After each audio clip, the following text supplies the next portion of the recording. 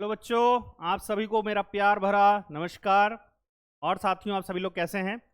कई दिन से हम लोग कोई न्यूज़ नहीं डाल पाए, तो अब न्यूज़ का जो अपडेट आया है वो आपके साथ शेयर करना बच्चा। और बहुत इंपॉर्टेंट ये हमारे पास अपडेट है सीबीएसई बोर्ड के लिए भी, यूपी बोर्ड के लिए भी, जितने भी बोर्ड्स एग्ज़ाम होने हैं और आगे चल करके होंगे उन सभी के लिए अपडेट है। और हो चाहे इसमें कि अभिभावक भी सम्मिलित हों और सतर्क हो जाएं अपनी एजुकेशन के लिए कि होने क्या जा रहा है, उसकी बात हम लोग करते हैं। तो यहाँ पर आप लोग समझ पा रहे होंगे कि यहाँ पे मैंने क्या सर्च कर रखा है आपके लिए। शीर्षक मैंने डाला है कक्षा 9वीं के लिए सीबीएसई के लिए ओपन एग्जाम। अब ओपन एग्जाम के बारे में सबसे पहले हम लोग डिस्कशन कर लेते हैं कि ओपन एग्जाम क्या होता है ना। ओपन एग्जाम क्या होता है? तो ओपन एग्जाम के बारे में यदि आपको ना पता हो तो मैं बता देता हूं। ओपन एग्जाम क्या है? ओपन एग्जाम का मतलब समझिए। ओपन एग्जाम या ओपन परीक्षा का मतलब होता है, कह सकते हैं खुले आम ना, खुला नकल की छूट। नकल की छूट मिल जाएगी आपको, जितनी नकल कर पाइए उतनी नकल कीजिए। होगा क्या? गवर्नमेंट कह रही है कि हम ऐसा करते हैं, कक्षा 9 के विद्यार्थियों के लिए अभी कक्षा 9 और 11वीं, क्योंकि इनका तो बोर्ड होता नहीं है, इनकी बोर्ड परीक्षा होती नहीं है, तो कक्षा 9 और 11वीं के विद्यार्थियों के लिए हम एक पायलट प्रोजेक्ट स्टार्ट करने जा रहे हैं। कौन सा project? Pilot project. Pilot project का मतलब होता है करके देखना। तो ये करके देखना चाहते हैं पायलट प्रोजेक्ट कब के लिए? ये देखना चाहते हैं 2026 से 2027 वाले सेशन में करके देखना चाहते हैं कि हम कक्षा 9वीं के 11वीं के विद्यार्थियों को क्या करेंगे।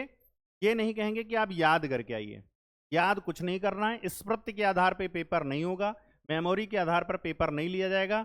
आप जब परीक्षा देने जाएंगे तो अपने साथ बुक ले जा सकते हैं, अपनी पाठ्य पुस्तक साथ में ले जा सकते हैं, इसकी पूरी छूट होगी।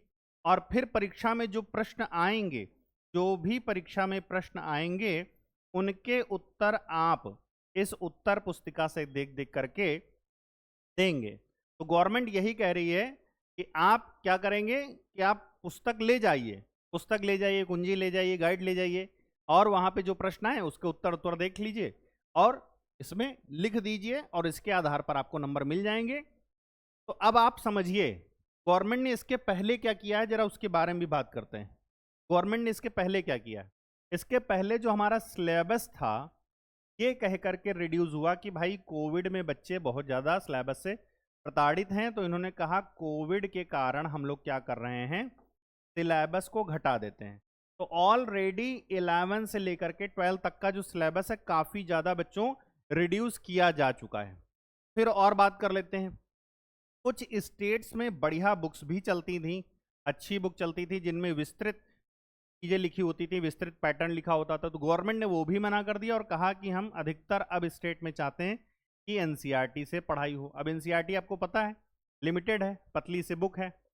अब इसके बाद भी गवर्नमेंट अब ये चाह रही है कि हमारे जो बच्चे हैं वो चीज़ों को मेमोराइज ना करें। डायरेक्टली इसका कहना है कि हमारे बच्चे जो हैं मेमोराइज ना करें, लर्न ना करें, चीज़ों को ना लर्न करें ना मेमोराइज करें। क्या करें?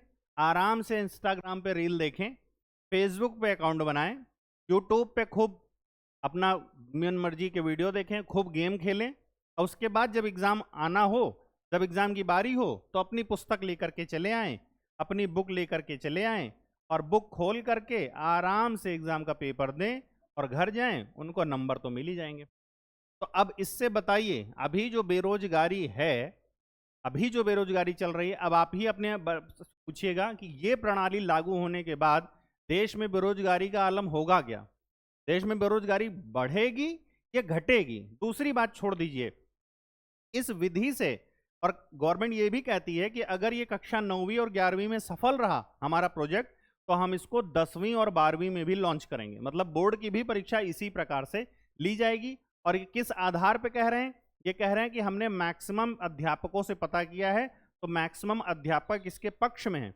अरे भाई, वही अध्यापक इसके पक्ष में हो सकते हैं जो दिन भर कुर्सी तोड़ते हैं, उठ करके बच्चों को पढ़ाना तक नहीं चाहते, अर्थात सरकारी विद्यालयों के वो अध्यापक, मैं सबकी बात नहीं कर रहा हूँ, सरकारी विद्यालय में भी बहुत सारे अध्यापक हैं जो पढ़ाते हैं, मैं उनका सम्मान करता हूँ हाथ जोड़ करके, लेकिन वह अध्यापक जो चाहते हैं कि मुझे सैलरी तो मिलती रहे, मानदेय तो मिलता रहे, लेकिन मुझे विद्यार्थियों पे काम ना करना पड़े, उनकी गुणवत्ता बढ़ानी ना पड़े, तो वो उसके पक्ष में है कि हाँ बिल्कुल आप पुस्तक लाने दीजिए, पुस्तक लाएगा बच्चा, पुस्तक से देखेगा, लिख देगा आंसर, हम उसको पास करने के लिए बैठे ही हैं, पास कर देंगे।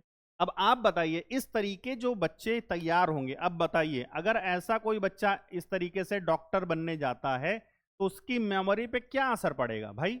4 साल आपने इधर 9, 10, 11, 12 तो उसके खराब कर दिए, उसको कुछ मेमोराइज करने से ही मना कर दिया।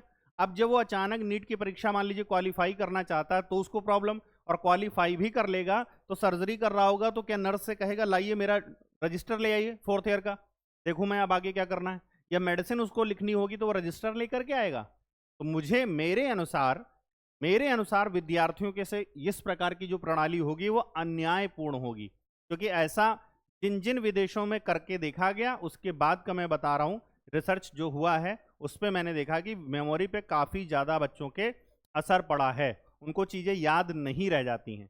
तो अन्याय न करे, हमारी जो प्रणाली है वो दुरुस्त है, बच्चे याद करते हैं, फोकस करते हैं, चीजों को समझते हैं, फिर जाकर के उसको लिखते हैं और एग्जामिनर उनको चेक करते हैं नंबर देने। इसी बात के लिए हमारे भारतवर्ष में भी पुराने समय से देखिए कंठस्थ करने पे सबसे ज्यादा जोर दिया गया है, चाहे सुन करके, जब वेद थे तो वेदों को बोल करके कंठस्थ कराया जाता था, याद कराया जाता था। उसके बाद भी अर्जुन इत्यादि कर्ण हुए हैं तो क्या उन्होंने कहीं पे बाण मारने के लिए अलग से श्लोक लिखा हुआ देखते थे, या मंत्र उनको याद था तो चला देते थे। तो जो मेमोराइज आपको है ना बेटा वो सदा के लिए आपका है, और जो आपको मेमोराइज नहीं है, याद नहीं है, वो कभी आपके काम आएगा भी नहीं, ये समझ लीजिए। भाई कब तक आप इस तरीके से काम चलाएंगे? आप क्या कौशल अपने अंदर डेवलप कर पाएंगे?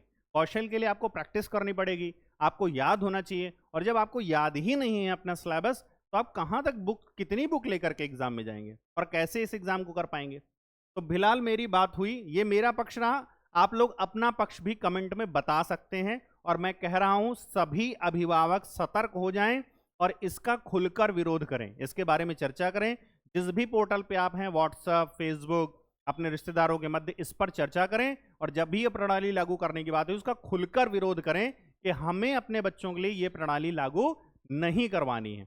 एक प्रकार का ये इस प्रकार का एग्जाम हो जाएगा फिर कि हर कोई इसमें पास ही होना है, हर प्रकार के बच्चों को पास कर देंगे, बेरोजगारी का लेवल और बढ़ेगा, हर चीज में आप आर्टिफिशियल इंटेलिजेंस को लेते चले आ रहे हैं, बच्चा याद नहीं करेगा, सीखेगा नहीं, यानी आप उसको लगातार पढ़ाई से दूर करने का प्लान बना रहे हैं।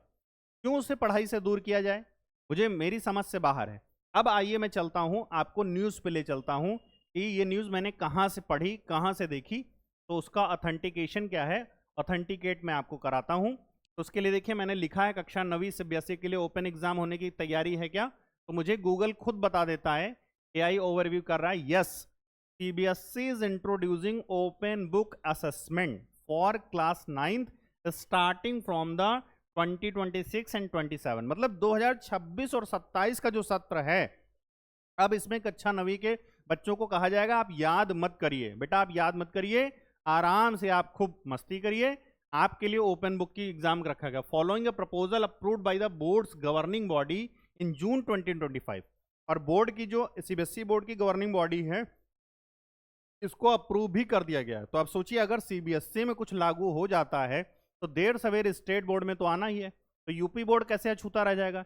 वैसे भी यूपी बोर्ड हमारा लगभग 90% कामकाज और परीक्षा की प्रणाली और एनसीईआरटी और पाठ्य पुस्तकें सब कुछ कॉपी हो ही चुका है, तो यह प्रणाली क्या लागू होने में देर लगेगी? मोदी जी कहेंगे इसको लागू करिए, योगी जी को करना पड़ जाएगा, मना भी नहीं कर सकते Yogi ji. Following a proposal approved by the body, this shift from rote memorization to competency based learning will be integrated into 3 pen paper assessment per term for core subject like math, science, social science and languages, aiming to foster critical thinking and conceptual understanding। अब ये क्या कहा जा रहा है कि याद मत करिए, हम क्या करेंगे, क्रिटिकल थिंकिंग और इस टाइप के क्वेश्चन बना देंगे, आप उसको किताब से निकाल लीजिएगा, ढूंढ लीजिएगा, और ढूंढ करके उसका आप लिख दिया करिएगा, एग्जाम लिख देंगे, बस आपका हो जाएगा, है ना? इस तरीके की बात ये लोग कर रहे हैं। फिलहाल देखते हैं ये न्यूज कहां है, तो ये न्यूज आपको मिली है यहां पर, that is times of India. ये टाइम्स ऑफ इंडिया नाम का प्लेटफॉर्म है जिस पर ये न्यूज़ दी गई है। अब मैं आपको बताता हूं, यहां पर बताया गया कि सीबीएसई ने इसको अप्रूव किया है, ओपन बुक असेसमेंट कहा गया है। This decision follows a successful pilot study and align with the NEP new education policy के आधार पर इसको रखा गया है, aiming to shift from rote memorization, कि बस एकमात्र याद ही ना करना पड़े बच्चों को, एप्लीकेशन उसका करना पड़े। तो एप्लीकेशन करने के लिए क्या है, पुस्तक खोलो, नकल मारो, लिख दो, ये एप्लीकेशन करने की बात कर रहे हैं। ठीक है, आगे चलते हैं।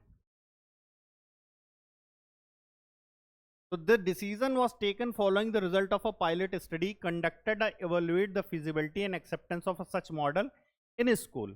स्कूलों में किस आधार पर ये लिया गया, कहने लगे हमने पायलट प्रोजेक्ट पहले स्कूलों में चलाया गया है और उसमें हमने पता किया है कि हाँ बच्चे इस वाले काम को करके काफ़ी ज़्यादा रिलैक्स महसूस कर रहे हैं। कह रहे framework and structure of the assessment क्या रहेगा, as per the approved plan open book exam will be integrated into internal assessment conducted by school for class 9। कह रहे हैं पहले हम इंटरनल असेसमेंट, जैसे स्कूल में क्योंकि स्कूल के ही अध्यापक कॉपियां चेक करते हैं तो इसीलिए हम इंटरनल असेसमेंट मतलब कक्षा 9 के आधार पर हम इसको लागू कर रहे हैं। और these assessment will be part of 3 pen paper evolution carried out in each academic term. 3 part में इसको डिवाइड किया गया है, 3 बार ऐसा होगा जब आप ओपन बुक देकर के एग्जाम देंगे। The core subject included in this format, और इसमें कौन कौन से पेपर होंगे, साइंस का पेपर, मैथमेटिक्स का पेपर, लैंग्वेज का पेपर, सोशल साइंस का पेपर इसमें आपको रखा जाएगा। While the framework will be recommended to school, its implementation will not be mandatory. ठीक है ना, इन्होंने फ्रेमवर्क ऐसा बोला है कि जब फ्रेमवर्क हम ऐसा देंगे तो अभी स्कूल के लिए मैंडेटरी नहीं कर रहे हैं, जो स्कूल इसको लागू करना चाहेंगे वो लागू करेंगे। लेकिन मेरे हिसाब से बेटा ये भी गलत है, जो स्कूल लागू भी करेंगे आज नहीं लागू करने के लिए कह रहे हैं, कल दबाव बनाया जाएगा कि नहीं आप इसको लागू करिए।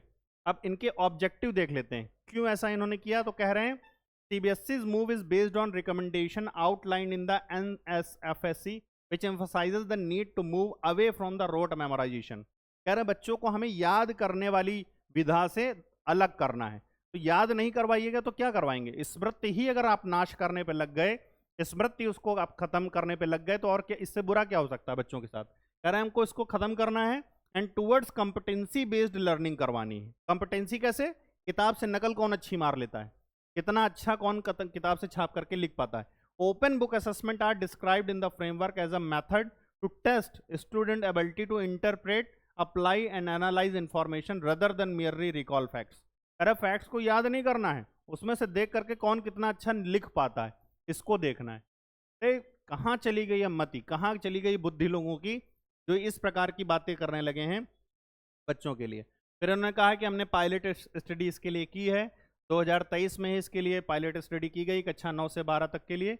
और फ्यूचर डायरेक्शन भी देखिए यहाँ पे लिखा हुआ है कि अगर ये सफल रहता है तो इसको हम हायर क्लासेस में भी इसको लगाएंगे। हायर क्लासेस का मतलब है न्यू एजुकेशन पॉलिसी में लेकर के 10th और 12th में भी इसको लगाया जाएगा। तो आप सभी बच्चे सतर्क हो जाइए बेटा, है ना। पढ़ाई को अब मजाक बनाने का सीरियसली जो है गवर्नमेंट सोच चुकी है कि पढ़ाई को हम सीरियसली। अब ये बताइए ओपन बुक असेसमेंट आपका यहाँ करा देंगे, फिर इंजीनियरिंग जैसे एग्जाम में वहां भी आपको ओपन बुक देंगे, नीट में भी ओपन बुक देंगे, फिर आगे के एग्जाम जो आप जिंदगी में झेलोगे उसके भी लिए ओपन बुक ही एग्जाम होंगे क्या। तो ये देखिए बच्चों के इस भविष्य से खिलवाड़ करने का सीधा सीधा तरीका है ना। तो इस तरीके पे हम लोग तो सहमत नहीं है, बाकी अन्य टीचर से भी मेरी बात हुई वो भी नहीं सहमत है। घर में बात करिएगा, अभिभावक क्या इसके पक्ष में कह रहे हैं, फिर बात होती है इसको विरोध हम लोग कैसे करेंगे। तो यही आपके लिए न्यूज़ है। अब गवर्नमेंट इस प्रकार की प्रणाली लागू करने जा रही है जिसमें आपको एग्जाम जो है, एग्जाम का मतलब ही मतलब कुछ नहीं रह जाएगा, याद ही नहीं करना, कुछ खत्म ही नहीं। ठीक है, तो मिलते हैं नेक्स्ट किसी न्यूज़ पे, तब तक लेके आप सभी को बहुत बहुत प्यार भरा नमस्कार।